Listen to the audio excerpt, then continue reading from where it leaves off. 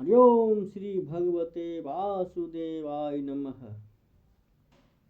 श्री व्यास जी के शिष्य परम बुद्धिमान लोमहर्षण जी ने एकांत में बैठे हुए अपने पुत्र अग्रश्रवा नामक सूत से कहा, बेटा तुम ऋषियों के आश्रमों पर जाओ और उनके पूछने पर संपूर्ण धर्मों का वर्णन करो।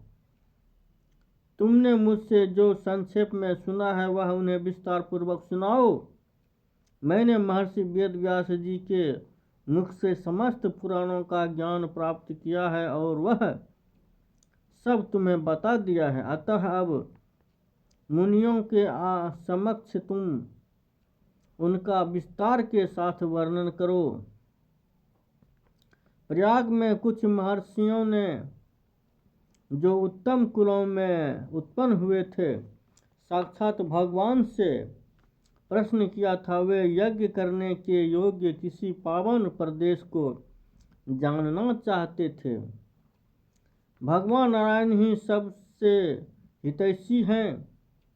वे धर्मानुष्ठान की इच्छा रखने वाले उन महर्षियों के पूछने पर बोले, मुनियों, यह सामने जो चक्र दिखाई दे रहा है इसकी कहीं तुलना नहीं है। इनकी नाभि सुंदर और स्वरूप दिव्य हैं।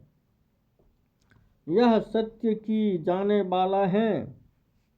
इनकी गति सुंदर एवं कल्याणमयी है। तुम लोग सावधान होकर नियम पूर्वक इसके पीछे पीछे जाओ। तुम्हें अपने लिए हितकारी स्थान की प्राप्ति होगी। यह धर्म चक्र यहाँ से जा रहा है। जाते जाते जिस स्थान पर इनकी नेमी जीर्ण शीर्ण होकर गिर पड़े उसी को पुण्यमय प्रदेश समझना। उन सभी महर्षियों से ऐसा कहकर भगवान अंतर्ध्यान हो गए और वह धर्म चक्र नैमिषारण्य गंगावर्त नामक स्थान पर गिरा। तब ऋषियों ने निमिषीर्ण होने के कारण उस स्थान का नाम नैमिष रखा और नैमिषारण्य में दीर्घ काल तक चालू रहने वाले यज्ञों का अनुष्ठान आरंभ कर दिया। वहीं तुम भी जाओ और ऋषियों के पूछने पर उनके धर्म विषयक संशयों का निवारण करो। तदनंतर ज्ञानी उग्रश्रवा पिताजी की आज्ञा मानकर उन ऋषिवरों के पास गए तथा उनके चरण पकड़कर तथा हाथ जोड़कर उन्होंने प्रणाम किया। सूत जी बड़े बुद्धिमान थे। उन्होंने अपनी नम्रता और प्रणाम आदि के द्वारा महर्षियों को संतुष्ट किया। वे यज्ञ में भाग लेने वाले महर्षि भी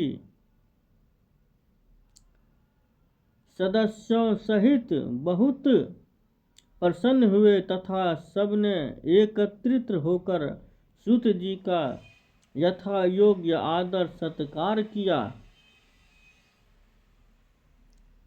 ऋषि बोले, देवताओं के समान तेजस्वी सूत जी, आप कैसे और किस देश में यहाँ आए हैं? अपने आने का कारण बताइए।